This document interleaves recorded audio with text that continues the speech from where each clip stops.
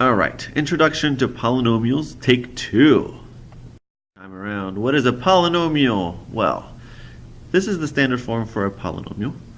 As you can see, a polynomial is a rule that has several powers of x. This particular one has x to the fifth, x to the fourth, x cubed, all the way down to a constant.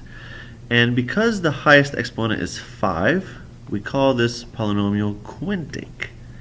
And we say it has degree 5. Degree is just the highest exponent.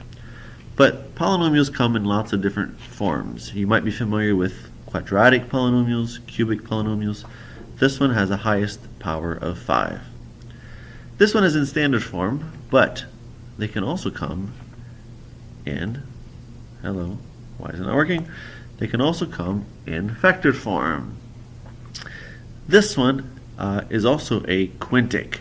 And the way that we can tell that this one is a quintic is because it has 1, 2, 3, 4, 5 factors. The number of factors should match the highest exponent, which is what we call the degree of the polynomial. Different polynomials can be called by different names depending on their degree. We have constant polynomials. We say they have degree 0 because there's no x in them. They're always constant. You're familiar with linear polynomials. They have a power of 1, x to the first power. Quadratics have a highest power of 2. Cubics have a highest power of 3. Quartic polynomials have a highest power of 4.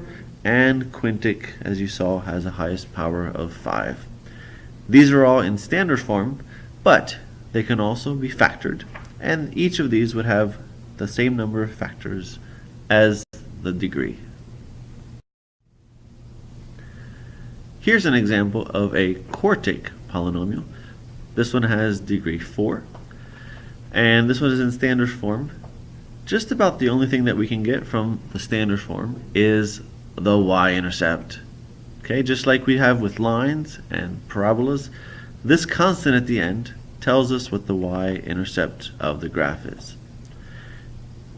If we wanted the x-intercepts, we would have to look for the factored form. Now here I'm giving you the factored form.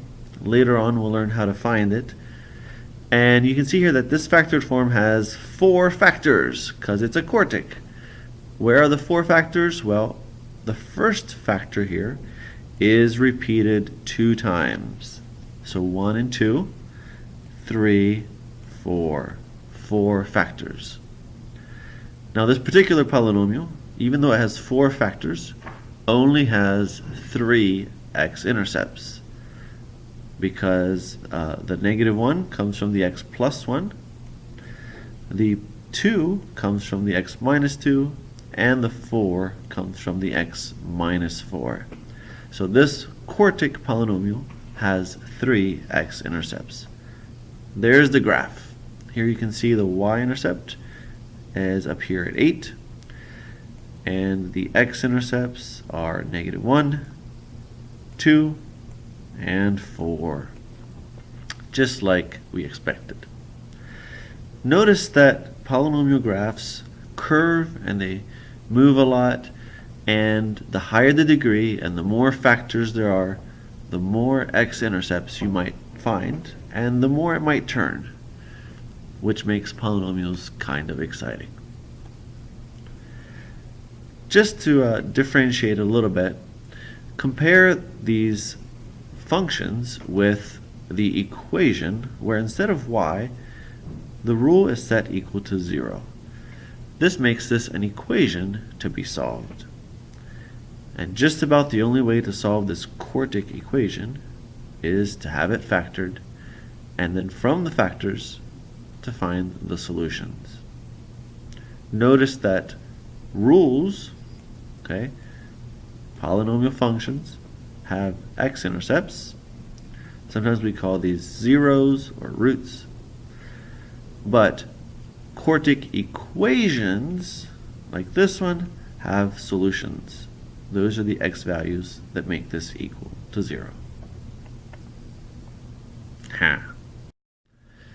In this chapter, we have several goals. One is to learn how to change rules into graphs and vice versa.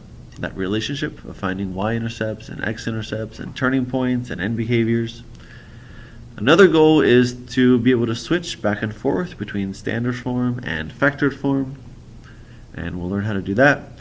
We'll also talk about solving equations, polynomial equations, and we'll also wrap up this chapter with a brief discussion of complex numbers.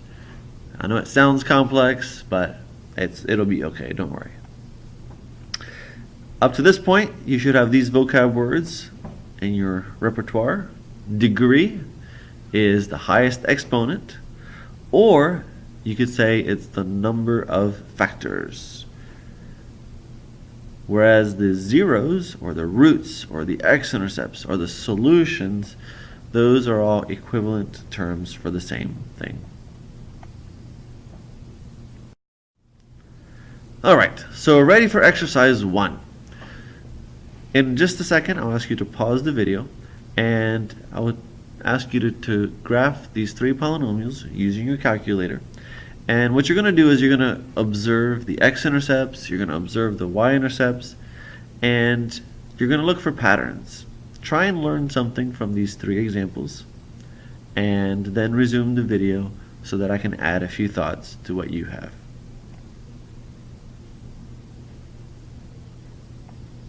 Alright, welcome back. These are the graphs that you might have sketched from the calculator. And so let's look at the first one. You'll notice that this one is a quadratic. If you distribute the x, you would get x squared minus 2x. Alright, that's just a parabola. As expected, the x here gives you an x-intercept at 0, and the x minus 2 gives you an x-intercept of 2. Notice that because the y-intercept is 0 here, then we have no constant term at the end. Second example is also a quadratic, and here if you were to FOIL and do x minus 2 times x minus 2, you would get x squared minus 4x plus 4. And so there you would notice that the y-intercept is 4. It's way up here. But because there's only one factor that's repeated twice, there's only one x-intercept at 2. So this is an example of a quadratic, or a polynomial of degree 2, that has only one x-intercept. And notice that the vertex is right here on the x-axis. That's a characteristic anytime we have a double 0. The third graph shows you a polynomial of degree 3. It's 3 because we have 1, 2, 3 factors. The first factor gives you an x-intercept at 0, the second one an x-intercept at 2, the third one an x-intercept at 3. Notice that the graph alternates from being positive, positive here, to negative, to positive, to negative.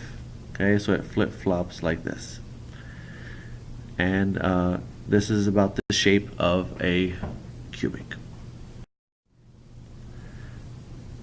Let's try now exercise 2, and this will challenge you a little bit more.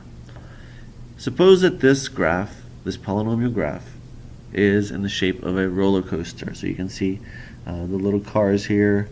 There's a little person riding it. There's another person riding it.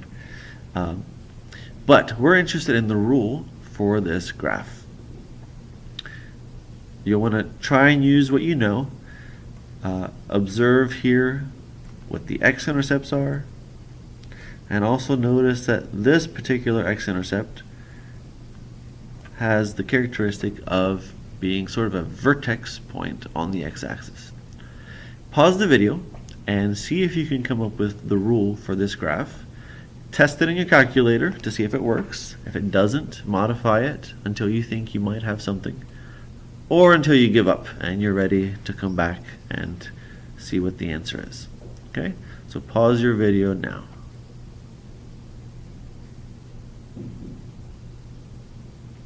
Okay, welcome back. Whoops. Well, there's the answer. Since the x-intercepts are 0, 2, and 3, here they are, 1, 2, and 3, you would start by saying that your factors would have to be x, x minus 2, and x minus 3. And you probably started there and graphed it, and your graph looked a little different from this. Your graph probably looked something like this. Am I right? How do we end up with this shape and the right rule? Well, the thing to notice is that while you have the right x-intercepts here, okay, the same as in the graph over here, this double bounce here that you don't see at this spot, that's created by having a repeated factor.